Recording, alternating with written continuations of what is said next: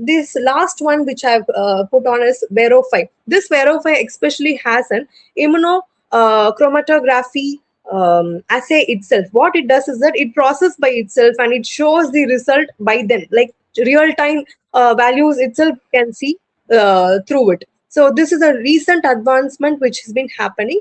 So Oragene, Saligene, and Oracol and Verify. So it has been proven for with the studies like this Verify has been employed for the patients who has HIV, and it has been clinically showed excellent results. So this Verify as a immunochromatographic assay where we can do the data collection and we can also get the results in the char side level itself. That is a unique features of all these recent saliva collectors. Oh, why should we really use that? Why can't we just do the saliva collection and do and store it somewhere?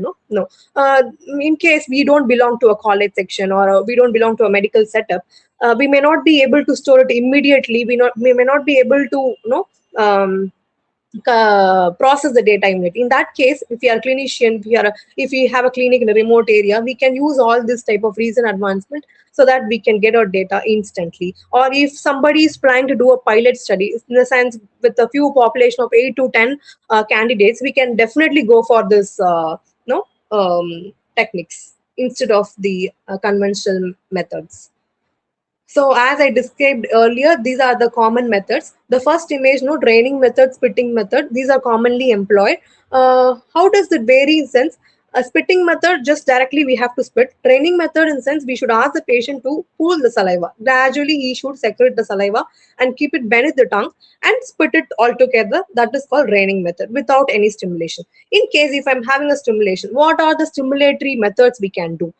First you should try, instead of jumping into the masticating method, just try the olfactory method. No, just we can show the image of the food or stimulate by talking. So that method should be employed. And next we can do the citric acid, or you can use 1.5 grams of chewing gum so that masticatory stimulation happens.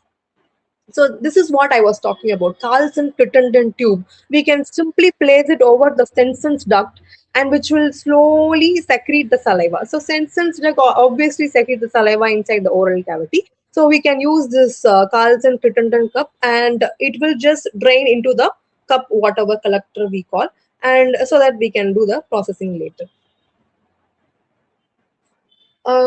Inside the second image, we can see automated micropipette. No, this is used in case of we are collecting the saliva only to the submarine.